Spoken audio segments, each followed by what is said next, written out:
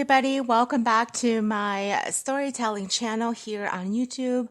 I am welcoming you on a warm Thursday. Today is beautiful. Welcome. I hope that you have enjoyed a lot of the stories that I have put up. And if you have not subscribed yet, please hit that subscribe button to support me. Today, I am going to be finishing the final installation of Collin. This is the ending part. This story is intended for mature audiences due to adult language, content, and situation. Enjoy.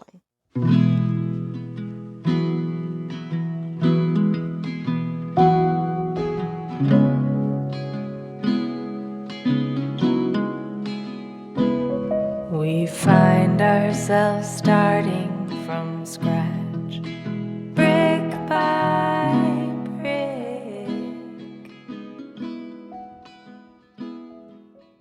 Love stories are amazing, aren't they?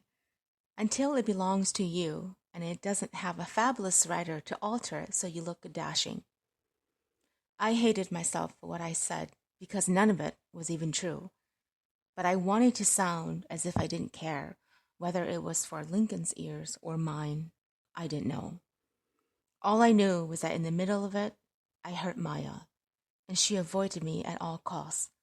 She stopped coming around to the house, and whenever I saw her around campus, she turned and ran the other way. I was a bastard. The entire campus was right. I was poison. I never expected to fall in love, at least not with someone like Maya. She wasn't anything like any other girls I'd ever known. She dressed like a librarian and spoke with a mouthful of words that she didn't care if it hurt me or not. She was honest and she was innocent in all her ways of life. In all my life, I had been chasing the wrong girls, and I thought if I did the same things, she'd fall for me. At first, she had been just a banging conquest, but somewhere in between, she had conquered me, and I didn't even know it. I was changing in my ways, and I didn't even realize it until I had lost myself completely, and the man I was looking at was a stranger. But with her in my presence, I was a stranger I was beginning to like. Rather odd, isn't it? How someone can help you change yourself to a better version, and you suddenly know that life is going to be all right. But because I was scared of this emotion, I pushed her away the only way I knew how, hurting her until she no longer wanted me. It was a new emotion still for me, and so I said what I said, but it left me completely and utterly gutted. The question was, how was I going to fix this? How could I make her trust me again after I said such horrible, indecent words to her? How does an asshole become a gentleman?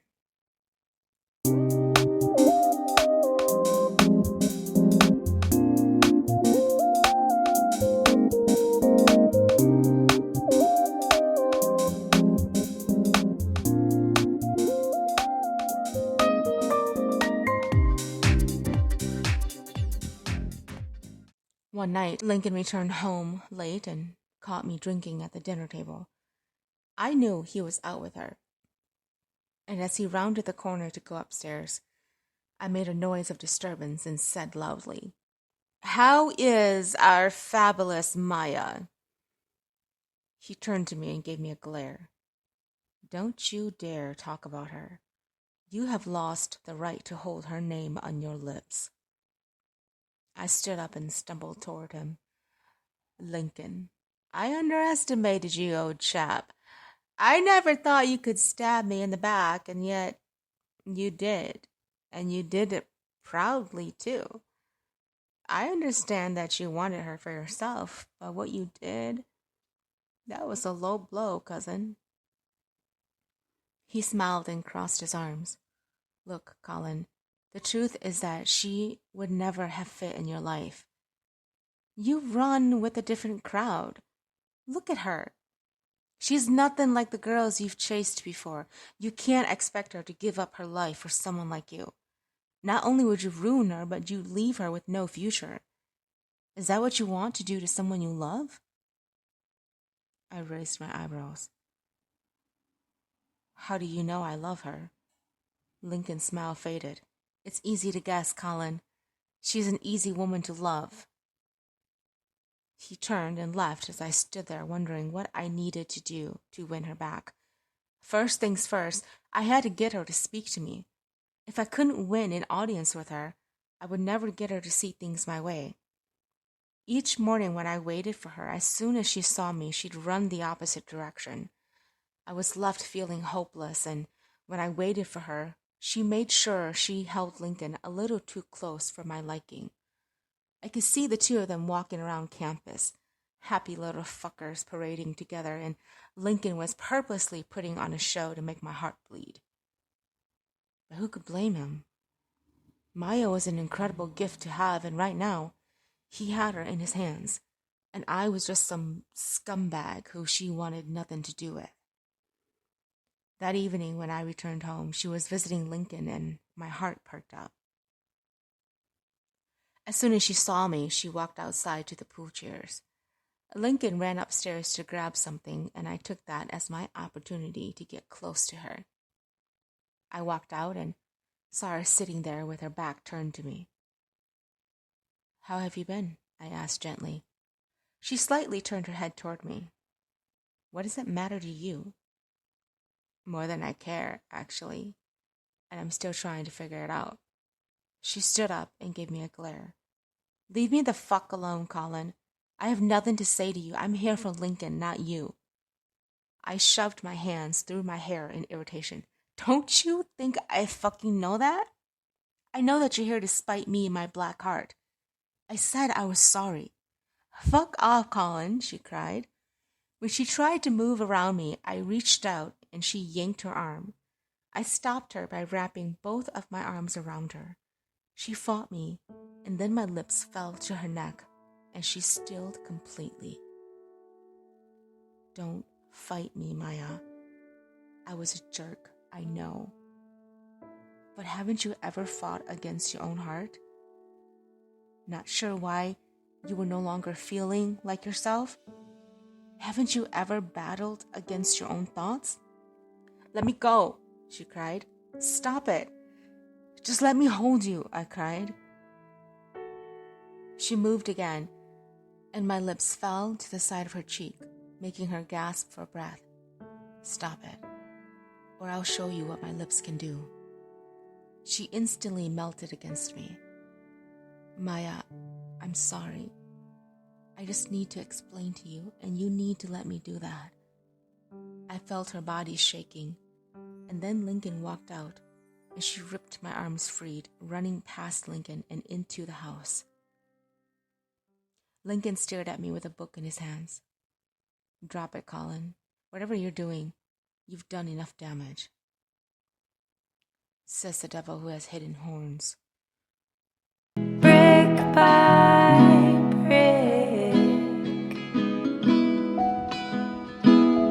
no path carved out for us now. The brush is thick. All I'm asking now. The following morning, I waited for her at the entrance of her first class. As she came up the stairs, she was wearing that god-awful black skirt with that gray top, but somehow it just fit well with her. As she reached the top, I grabbed her arm by surprise and began dragging her toward my car.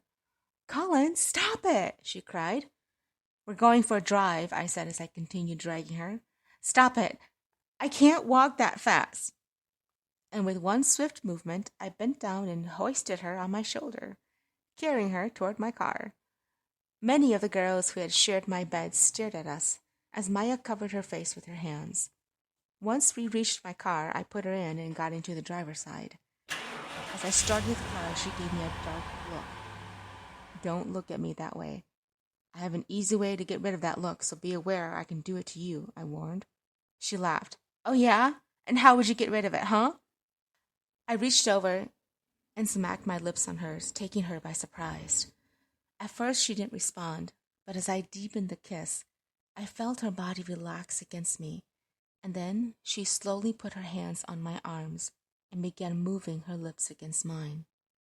When I pulled away, her eyes had that smoky, hooded look that had me almost become undone. Don't look at me that way, Maya. I'll do more than kiss you, and you deserve better. She swallowed hard and nodded at a loss of words. I smiled and started driving the car. As we did, we passed right by Lincoln, who watched us with envious eyes. I wasn't sure if he saw the kiss or not, but I had hoped he did. Don't wanna take it slow, just wanna let you know.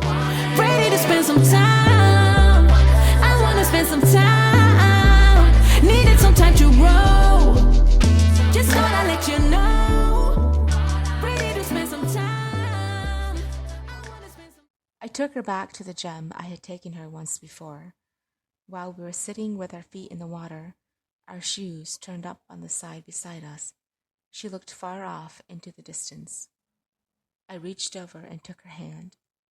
She looked down at our hands entwined and then up at me. Collin, don't do this. You said so yourself. I was just a vain conquest. I shut my eyes at that, and when I opened them again, she was looking away from me. I'm sorry, I said to force her to look at me. I said all that to Lincoln without knowing you were listening. Yeah, I'm a man, and I was afraid my ego was going to be bruised.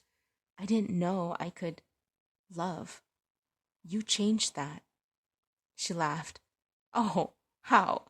How did I change that in you? A man who has supposedly known what every girl's panties on campus looks like. I raised my eyebrows. Not every girl's. Certainly not yours. Looking away, she said, Don't try to be cute. I reached over and tilted her chin to look at me. I'm truly sorry, Maya. Somewhere along the way, something happened with you, and I wasn't even aware of it. When I said those words to Lincoln, it gutted me deeper than I knew. I'm sorry. You managed to conquer me, and I didn't even know it. You're the first to do that. She took a deep breath and looked up at me with heavily hooded eyes. I told Lincoln that I didn't want to break his heart. Something inside of me was changing and shifting toward you. I don't know what it is. Maybe just like you, I'm unsure of all this. But after I had that conversation with Lincoln, he said I didn't know you, and he would prove to me what kind of person you were. I watched as a tear dropped on her cheek. I reached over to wipe it away. You really hurt me, you know? I wasn't expecting to fall for you, of all people. You're the type my mother warns me about. I smiled. I'm the type all mothers warn their girls about. She laughed. But I want you. I do. Tell me I'm stupid. I shook my head and ran a hand through her soft hair. No, I won't. I'll tell you thank you. Thank you for giving me a chance to speak my heart out. She let out a shaky breath and shrugged her shoulders. Collin, I'm afraid that you'll break me.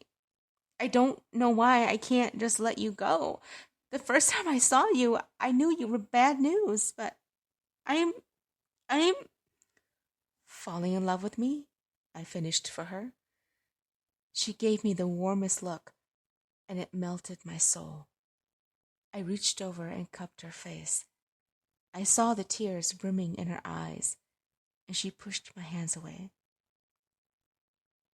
I don't know what you are doing to me, and it's scary that I want it so bad. You have a history, and I promised myself I'd never be with a man who has a history like yours. I smiled. Perhaps it's because you promised yourself so hard that you wound up with a guy like me. I'm not all bad, Maya. She laughed and I joined her chuckle. Okay, I'm lying. I'm horrible. But I'm human. I'm learning. And sometimes it takes losing you to see that I need to make everything okay. She looked up as a tear fell down her cheek. You really hurt me. I know. And I'm sorry. I'm an asshole. I'll call myself every bad name in the book because I am. But I promise you that I'll try. She reached over and ran her fingers over my knuckles. Do you promise you'll never hurt me again? I shook my head. No, that would be a lie. I can't make that kind of promise. I know somewhere along the way I'll forget my head and say something shitty. But I promise that I'll never look at you as a conquest and as an equal. She let out a sob and threw her arms around me. Holding her in my arms, feeling her curves against my hand, was the definition of a perfect ending. I'd never experienced this before. I gently pushed her away and wiped her tears, and then pulled her closer to me and captured her lips. Many people have said they know what the perfect kiss is. It's like the sun against your skin and creating a heat that you can't seem to grasp. It's a feeling that squeezes your heart and never lets go. That was the moment I got to finally learn what a perfect kiss was. And I was with her, the girl that had managed to break the ice around my heart and take hold of what was broken and pieced it together with her smile, with her eyes, with her perfect kiss. I was prepared for the manly talk with Lincoln when I came home that night. He came in a little after 7 with his backpack over his shoulder and a few books in his arms. He glanced at me and continued to walk up the stairs even after I shouted out his name. Fine. If the chap was determined for me to follow him, I would.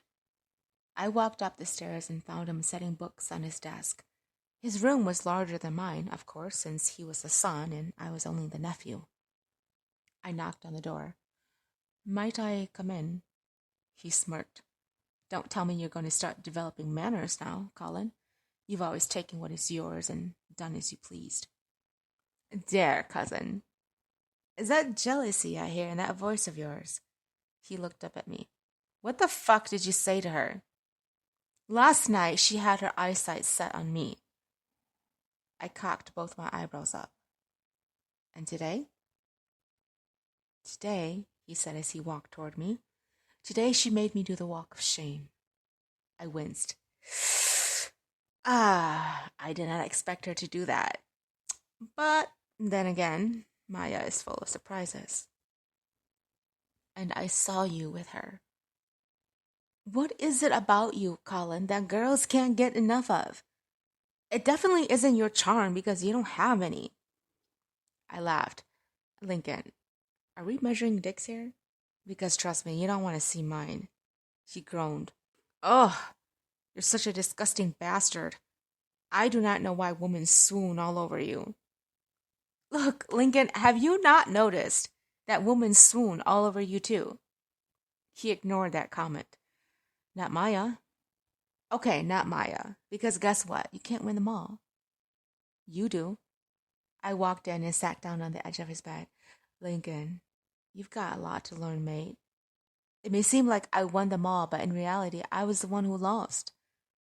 Maya is the first girl I ever wanted. For myself. And not because I could, but because I wanted to keep her. I have never felt this way about anyone, and quite frankly, it's scaring me. I didn't know what to do when I started feeling this way. I've read love stories so deep and so true that I often wondered what I would do if one day it came to me. And the day that it came to me, I realized I was not prepared for it. You see, love, you can try to understand it all you want, but in the end, it still messes you up because it's not supposed to be understood at all. You have to let it come naturally, and even if it's with someone you never thought was supposed to be yours. Lincoln smiled, and then he crossed his arms. I get it. I do. Look, I'm sorry, old chap, for playing you the fools the other day. I stood up and slapped his arm playfully. No harm done.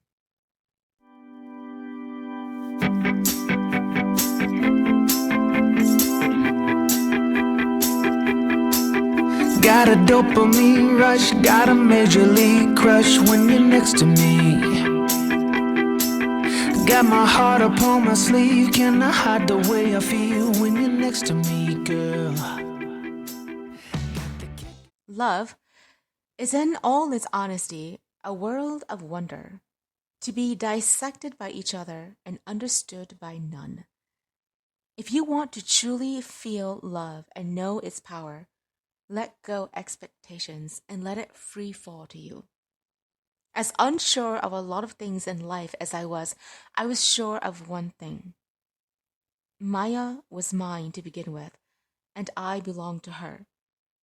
When we moved in together and she allowed me to take what was rightfully mine, underneath me, seeing her eyes, seeing her face explode into pleasure from me, I understood what making love was all about. It was never about conquests or keeping tallies. It was about loving one woman for the rest of your life, and understanding that with her, the entire universe aligns. Maya brought that to me, and each day when I held her in my arms and listened to the beat of her heart, I believed that my love story was the greatest love story I ever came to know, because it belonged to me, and none other would ever be like it. Thank you so much for tuning in to the story of Collin. I hope that you enjoy this story. I will catch you in the next episode.